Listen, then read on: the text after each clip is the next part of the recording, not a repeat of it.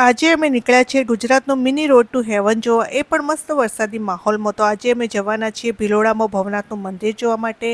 અમે નીકળ્યા ત્યારે 11:30 થઈ ગયા, એટલે સીધા પહોંચ્યા જમવા હોટલમાં. હવે બહાર નીકળ્યા છીએ તો હોટલમાં જ જમીશું, ઘરે બનાવીને તો નીકળ્યા નથી.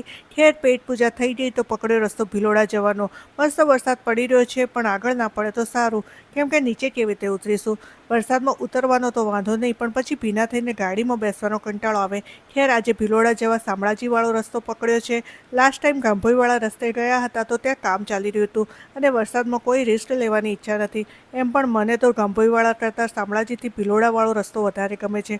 થોડો લાંબો છે, પણ ફરવા જ નીકળ્યા છીએ તો લાંબો અને ટૂંકો શું ફરક પડે. તો ચલો, અમે પહોંચી ગયા ભિલોડા. એમ તો હું અહીંની જ છું, અને મોટાભાગનું બાળપણ મેં અહીં જ વિતાવ્યું છે, પણ ક્યારેય ભવનાથનું મંદિર નથી જોયું. એમ તો ક્યારનું વિચાર્યું હતું જઈશું, પણ વરસાદની રાહ જોતા હતા, કેમ કે અહીંનું આકર્ષણ તો ચોમાસાની ઋતુમાં જ હોય છે. હવે અહીં પહોંચ્યા ત્યારે ખબર પડી કે બધા ભવનાથ થયા છે. ભયંકર ટ્રાફિક જોઈને અમે તો ગાડી રિટર્ન કરી લીધી. અમારે ટ્રાફિકમાં ફસાવાનો કોઈ ઈરાદો નથી. તો ચલો, આગળ શું કર્યું એ આવશે કાલે. ત્યાં સુધી બાય બાય.